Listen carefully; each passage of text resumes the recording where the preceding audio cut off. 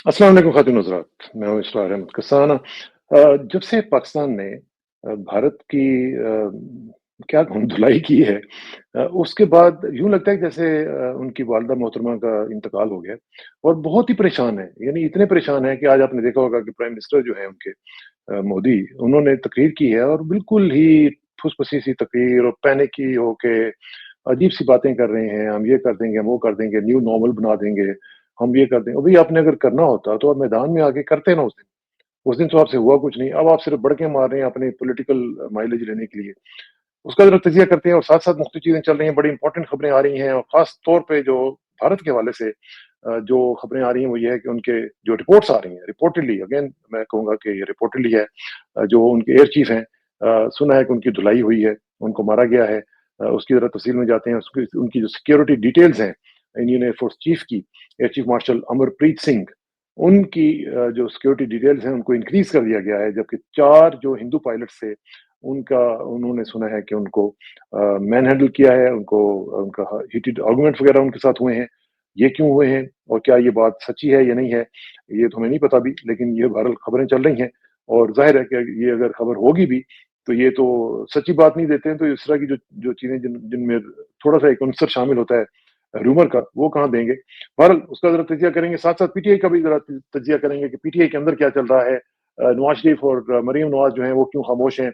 कश्मीर के बारे में एक कहा जा रहा है कि ये इस कॉन्फ्लिक्ट के बाद कश्मीर का जो इश्यू है, वो इंटरनेशनलाइज़ हो गया है और उसमें ज़ाहिर है कि ट्रंप का एक रोल है। ट्रंप ने जब ये कहा है कि हम कश्मीर के ऊपर मीडिएट करने के लिए तैयार हैं और हम करेंगे इसको, तो उसके बाद भी ज़ाहिर है कि मामलात पैनिकी हो गए हैं इंडिया के अंदर भी। तो ये तमाम सूरत-ए-हाल है, इसका तजिया करते हैं और हमें जॉइन कर रहे हैं हमारे दोस्त जनाब असद फैज़ी साहब, उनसे बात करेंगे। असद भाई अस्सलाम वालेकुम।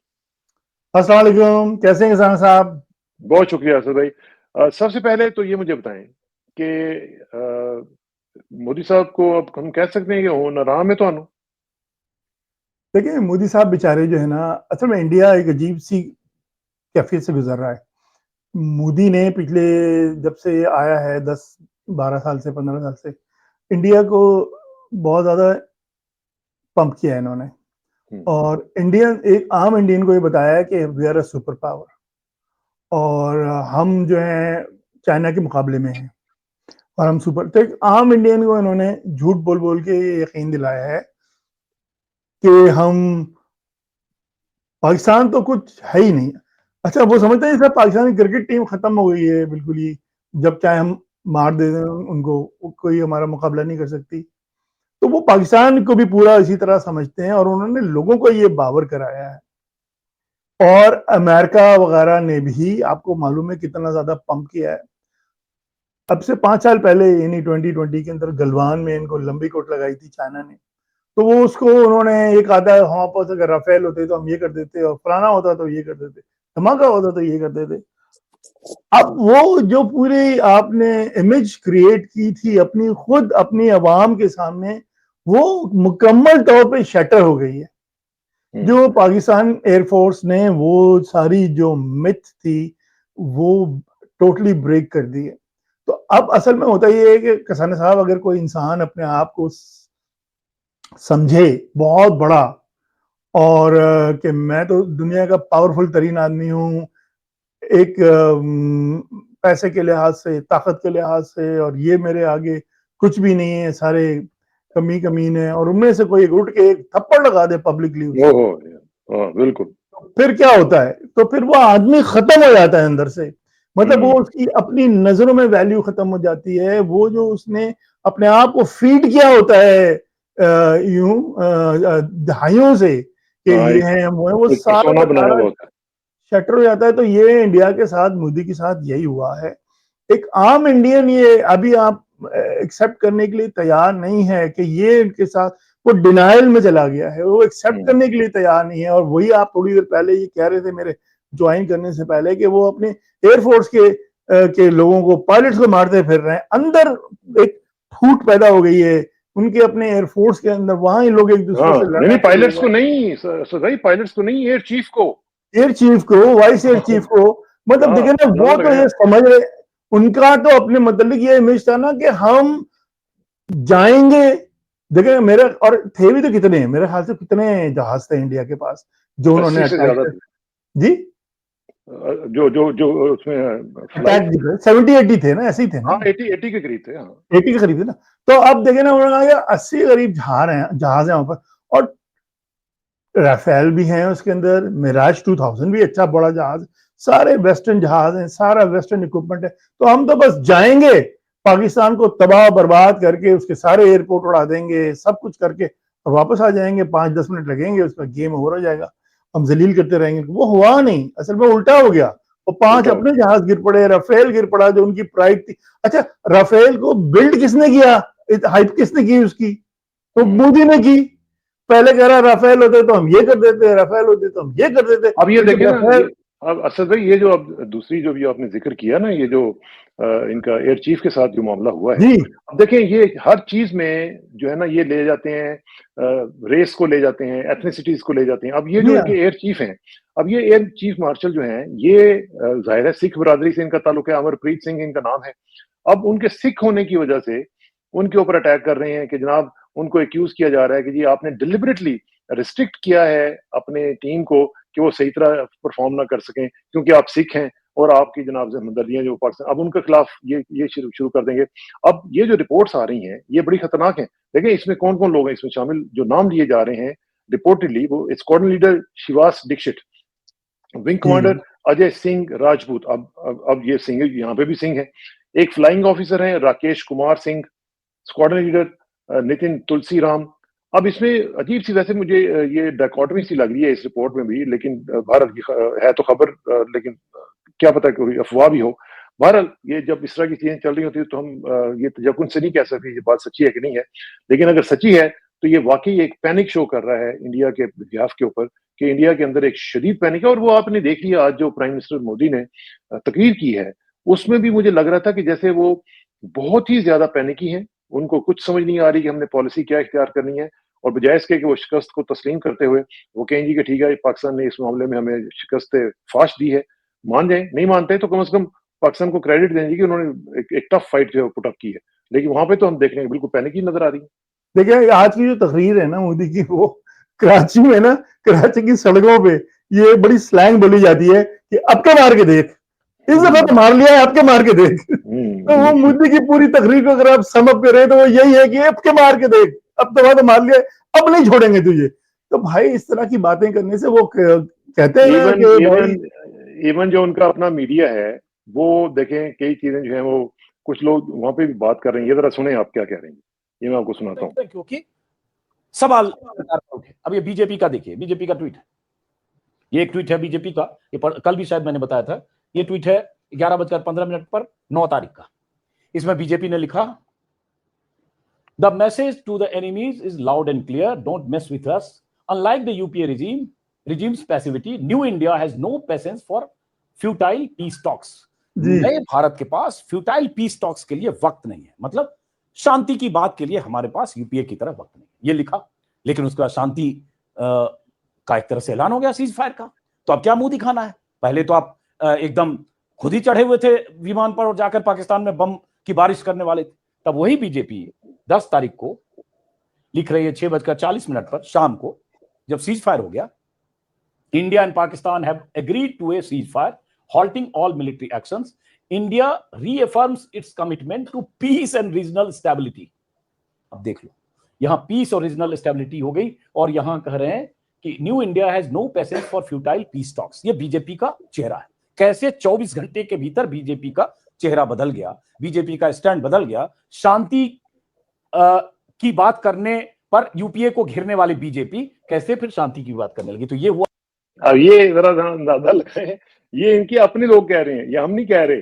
असद भाई ये बड़ी इंपॉर्टेंट बात है कि ये हम नहीं कह रहे कि इनकी डायकोटमी देखें, 24 घंटे के अंदर अंदर जब इनको चपेड़ें पड़ी हैं तो फिर इनका पूरे का पूरा जो सेटअप है वो चेंज हो जाता है, पूरा उनका माइंड सेट चेंज हो जाता है, और ये जनाब पहले जो बड़े बड़के छड़के लगा रहे थे उसके बाद फौरन पैसिफाई हो जाते हैं। डाइकोटमी तो क्या जी, हिपोक्रेसी है ये। और ये देखे ना आप, जब तक आप पहले तो डरा के और धमका के काम चलाना चाह रहे थे, जब नहीं चला तो फिर कह रहे हैं कि चलो जी पीस कर लेते हैं, पीस कर लेते हैं। ये असल में मुझे ना एक और चीज भी एक बड़ी वो आ रही है इसके अंदर कि मेरे ख्याल से इंडियन एयरफोर्स जो है या इंडिया मिलिट्री जो है, ये परवीन शानी ये कहता रहता था वैसे बाय द वे, सॉरी, हाँ। उनको ये उनको ये जो नया वॉरफेयर है ना, ये electronic digital warfare, AI based warfare, उसकी समझ ही नहीं आई है, मुझे तो ये लग रहा है। वो अभी तक पुराने स्टेट ऑफ माइंड में हैं, उनको ये समझ में नहीं आया कि उनके पास उन्होंने वो ले तो लिए हैं मेटियोर बीवीआर फ्रांस से, लेकिन उनको ये समझ नहीं आई कि बीवीआर से जो जंग होती है वो एक डिफरेंट टाइप की जंग है, वो जो डॉग फाइट होती थी पहले ये वो नहीं है। तो हाँ, वो that is it is over. लेकिन बाय द वे यहाँ पे मैं एक चीज आपको बताते चलूं, जो लेटेस्ट रिपोर्ट्स आ रही हैं वो ये भी हैं कि फ्रांस ने ये तय कर लिया है कि वो जो डिफेंस डील है इंडिया के साथ, वो उसको सस्पेंड करने जा रहे हैं। जो इन्होंने राफेल इनको दिए थे, फ्रांस कह रहा है जी कि इनके जो नॉन प्रोफेशनल एटीट्यूड है इनके पायलट्स का, उसकी वजह से हम इस डील को सस्पेंड कर रहे हैं टिल ये अपने आप को प्रूव करें कि जी हम इस काबिल हैं कि उसको रख सकें। अब ये भी अभी कंफर्म पता नहीं है कि नहीं है, बहरहाल ये रिपोर्ट्स आ रही हैं कि जो फ्रांस है उसने ये तय कर लिया है कि इनके साथ जो डिफेंस डील है उसको हम रीनिगोशिएट करेंगे। ये और वो एक मीम है ना, इंडिया पाकिस्तान की लड़ाई में जलील फ्रांस हो रहा है, तो वो बिल्कुल सही कहा किसी ने। और ये भी देखे ना आप, इनको चले ना इनको बीवीआर का से जंग लड़ना आया, ना इनको ये बात समझ में आई कि जो ये जो जैमिंग होती है, जहां आपके सिग्नल्स जैम हो रहे हैं, जहां एवैक्स इंटीग्रेटेड, वो जिसको एक टर्म यूज करता है कि मल्टी डोमेन वॉर थिएटर, तो प्रवीण शानी ने ये टर्म इजाद की है। तो ये मल्टी डोमेन वॉर थिएटर है, इसके अंदर आपके प्लेन्स आगे हैं, फिर जैमर्स हैं, फिर उनके पीछे प्रोटेक्ट करने वाले प्लेन है, उनके ऊपर आपके एवैक्स हैं, और ये सब फुली इंटीग्रेटेड हैं। और ये उसके उनको मेरे ख्याल से इंडियंस को इसकी समझ ही नहीं आई है। मैं उनके अपने एक किसी एक्सपर्ट को देख रहा था, वो सुन रहा था, वो ये कह रहा था कि इंडिया ने तो वो ये कह रहा था पाकिस्तान को देखो उन्होंने कैसे जंग लड़ी है, ये फुली इंटीग्रेटेड मल्टी डोमेन, उसके अंदर सब, और इंडियन तो ऐसे लड़ रहा था जैसे एमेच्योर कोई हो, उसके अंदर कोई एक जहाज लेके जा रहा है अलग अलग, उसमें कोई इंटीग्रेशन नहीं है। तो मेरे ख्याल से ये भी बहुत बड़ा सेटबैक हुआ है इंडिया को, कि उनको ये एक बड़ी रूड अवेकनिंग हुई है कि वो ये जो 21st सेंचुरी का और ये जो लेटेस्ट टेक्नोलॉजी खरीद तो ली है, पैसे दे के दबा के खरीद लिया उन्होंने, पैसा बहुत है, लेकिन इसको वो इंटीग्रेट ही नहीं कर पाए, इसको वो मास्टर नहीं कर पाए, इसको वो रोल आउट ही नहीं कर पाए प्रॉपरली अपनी अपनी फौजों के साथ। तो ये अच्छा, Pakistan on the other hand, China और पाकिस्तान जो है वो मुसलसल इसके ऊपर ट्रेनिंग भी करते हैं। आपको पता है हर साल एक दफा चाइना पाकिस्तान की पूरी वॉर गेमिंग होती है इसके ऊपर, इन सारी टेक्नोलॉजीज की। और तो ये तो हम जब से चाइना ने दिया है, तो पिछले 5 साल से हम मुसलसल कर रहे हैं इनके साथ। वो जो है अच्छा भी, जब आपका एरोगेंस लेवल इतना ज्यादा हो जाता है ना कसाना साहब, ये सारा फंडामेंटल मसला है। इट्स ऑल अबाउट एरोगेंस, कि इतनी ज्यादा एरोगेंस है कि आप पाकिस्तान को कुछ गर्दानते ही नहीं थे। आपने पाकिस्तान को कुछ गर्दाना ही नहीं, आप समझते थे पाकिस्तान तो कुछ है ही नहीं, हम कुछ भी नहीं। और ये इसी एरोगेंस की सजा मिली है। और इनको समझ में आई ये बात कि भाई ऐसा नहीं है, Pakistan formidable enemy and you have to respect that. तो ये मेरे ख्याल से एक बहुत बड़ा, अब क्या हुआ है, वो सटपटा गया है मिली, वो किसी किसियानी बिल्ली खंबा नोचे, तो वो कभी ये बयान दे रहा है, कभी वो बयान दे रहा है, कभी क्या हो रहा है। इंडिया में एक अलग कयामत मची हुई, वहीं का मीडिया उनके खिलाफ टर्न हो गया है। कल तक जो हमें गालियां बका करते थे, आज वो उन्हें गालियां बक रहे हैं। और मोदी है, फौज है उनकी, they are all the targets of Indian media now. उल्टी गंगा बह गई।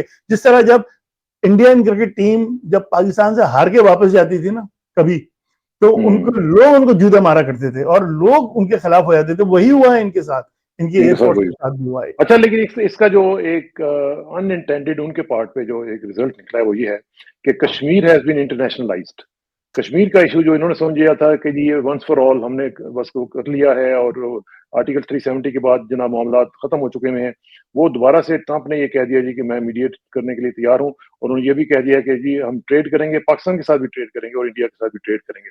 तो क्या इससे आप समझते हैं कि कश्मीर का जो इशू है, अब पाकिस्तान को डिप्लोमेटिक फ्रंट के ऊपर अपनी जो एक्सरसाइज है वो उसको मजीद बढ़ाना पड़ेगा और बढ़ाना चाहिए, और अपनी एफर्ट्स को मजीद बढ़ाना चाहिए, ताकि कश्मीर का जो मामला है उसको दोबारा से असर नो हम उसको बढ़ाता हुआ देखें और उसको जिंदा करके लोगों के सामने और इंटरनेशनल कम्युनिटी के सामने पेश करें। देखिए, यहाँ इमरान खान की कमी महसूस होती है कि देखें, ये जो पहली बात तो ये कि जो इंडिया पाकिस्तान के दरमियान हुआ ना, ये वॉर नहीं थी, ये स्कर्मिश थी। ये टोटल 2 घंटे से 4 घंटे लास्ट किया है। कोई दुनिया की जंग 2 घंटे 4 घंटे लास्ट नहीं करती, ये स्कर्मिशेस होती हैं।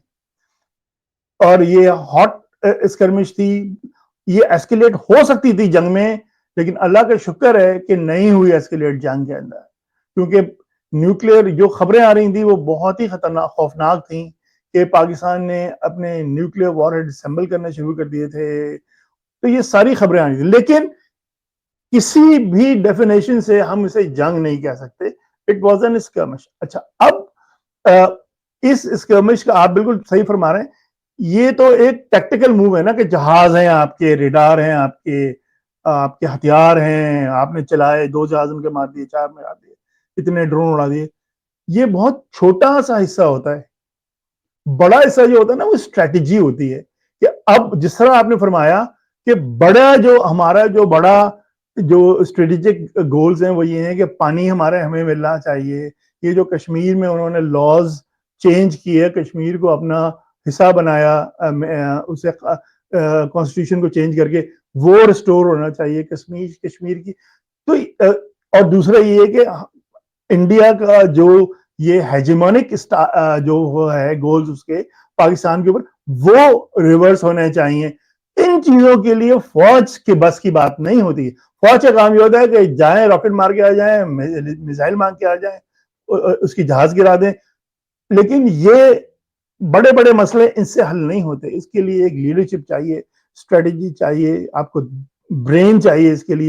इसके लिए आपको एक जीदार लीडर चाहिए। जिस तरह इमरान खान ने, आप देखें ना, यूनाइटेड नेशंस में खड़े होकर जो भी उसने बातें की थी, उसने कहा था उस वक्त कि इस्लामोफोबिया जो है वो हमें एक्सेप्टेबल नहीं है 1.4 बिलियन मुसलमानों को, और यूनाइटेड नेशन ने इसको चेंज करके इस्लामोफोबिया। अभी आप क्या फोर्सी कर रहे हैं कि क्या इस ऑपरेशन के बाद, बुनियानुम मरसूस के बाद, जो कि अल्हम्दुलिल्लाह हमने उनकी तबाही फेरी है, जिस तरीके से हमने इसको कंडक्ट किया है, उसके बाद क्या आपको लगता है कि कुछ change of heart, change of mind on the behalf of Pakistani establishment कुछ ना कुछ आपको नजर आ रहा है या नहीं? ये 2-3 चीजें, अगर आप मुझे 2-3 मिनट दें तो मैं कोई बात करना चाह रहा हूँ। मुझे नहीं मालूम आपके पास टाइम कितना है। देखिए, मैं ये जो स्कर्मिश इंडिया पाकिस्तान की हुई है ना, मैं इसे बिगर कॉन्टेक्स्ट में देखता हूँ। मेरा ये ख्याल है कि ये जो इंडिया और पाकिस्तान की जो स्कर्मिश है, ये बेसिकली जो अमेरिकन यूएस का जो एक कंटिन्यूड जो एफर्ट है चाइना को मिलिटरीली कंटेन करने का, ये उसका हिस्सा है। पहले उन्होंने ताइवान को खुशकाया, ट्राई किया कि वहां कोई वो हो जाए, जंग हो जाए ताइवान की। ताइवान ने इनकार कर दिया, जारी बात है, वो उन्हीं के लोग हैं। फिर उन्होंने यूक्रेन में उलझाना चाहा रशिया को, क्योंकि रशिया सबसे इंपॉर्टेंट और क्लोज एलाय है चाइना का, कि वो यहाँ उसको जिस तरह अफगानिस्तान में उसको इंगेज किया था, ड्रेन किया था प्रोलॉन्ग वॉर के साथ, यहाँ करें, वो भी बैकफायर कर गया। सो मच सो कि ट्रम्प ने तो कह दिया अब हम कोई पैसा नहीं देंगे वहां पे। अब ये जो थी ना इंडिया के साथ, ये उसी एफर्ट का एक हिस्सा है, क्योंकि इन्होंने इंडिया के ऊपर पिछले 10 साल से इतना पंप किया है, पैसे लगाए हैं, उसको हर तरह की स्ट्रेटेजिक पार्टनरशिप दी है उसको, और पिछले 5 साल के अंदर तो उन्होंने इतना हौसला दिया है। मेरा ये ख्याल है, मैं जाती तौर पर, बाकी सबूत नहीं है इसका, ये तो वो तो एनालिसिस है कि ये जो पहलगाम में जो हमला हुआ है, ये सब मेरे ख्याल से CIA के पीछे होगी।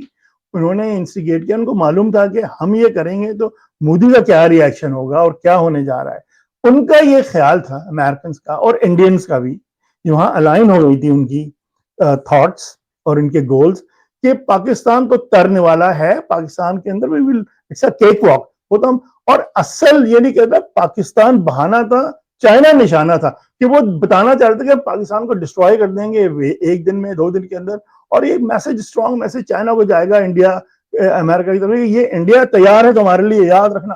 वो हो गया उल्टा, उसमें वो पाकिस्तान एयरफोर्स ने इनका बेड़ा गर्क कर दिया, मार सारे प्लेन, और फिर अगले दिन पाकिस्तान एयरफोर्स के प्लेन इंडियन टेरिटरी के अंदर जाके वहां उन्होंने जो तबाही मचाई है, जो उनका मिसाइल डिपो तबाह किया है, AS-400 फैक्ट्री जो तबाह की है, जो इनके एयर बेसिस तबाह किए हैं, उससे तो वो टोटली डिमोरलाइज हो गया, उल्टा हो गया। सो मच सो कि Trump has to jump in. एक दिन पहले उसने कहा था हमारा से कोई ताल्लुक नहीं है भाई, हम आपस की बात है, लड़े जितने।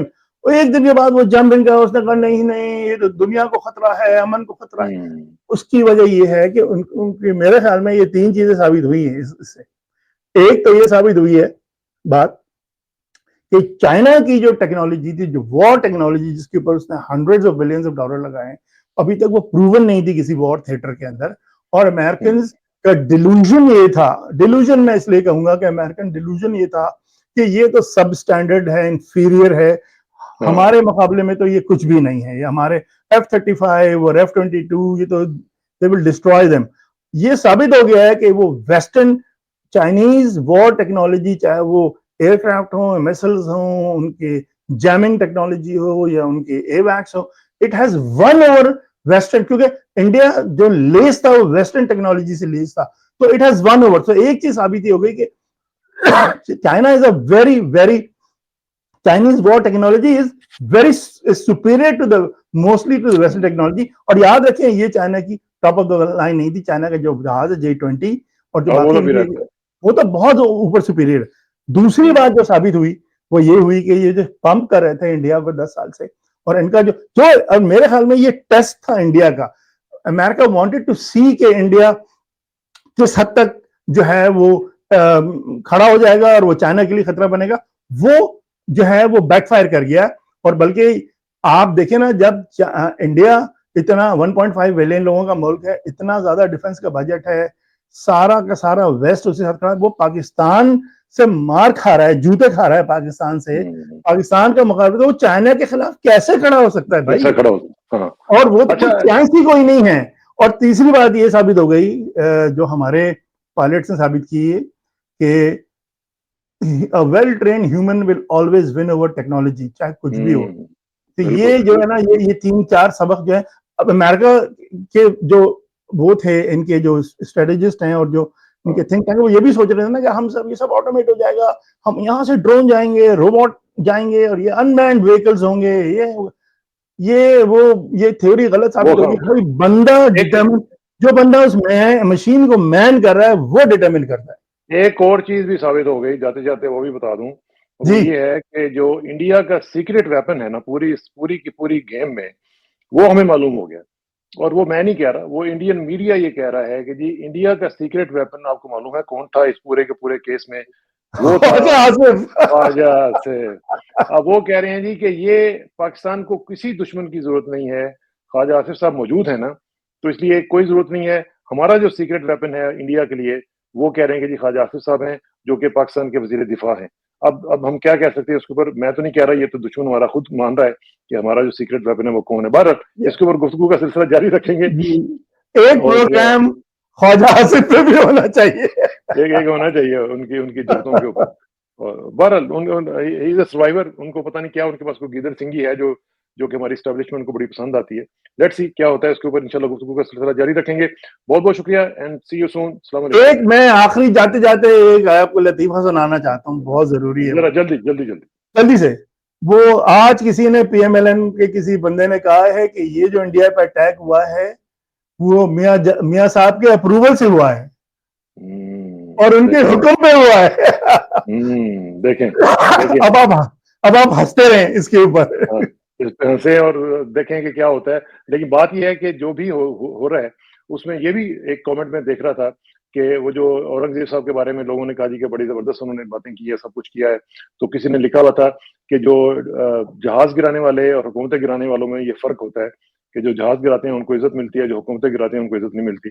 ये भी मेरा ख्याल है कि ये फूड फॉर थॉट है सबके लिए। और देखा जाए कि मेरा ख्याल है कि काफी कुछ बड़ा मैसेज है इसके अंदर। बहुत बहुत शुक्रिया, इंशाल्लाह जल्दी मुलाकात होगी। Thank you very much. Allah Hafiz.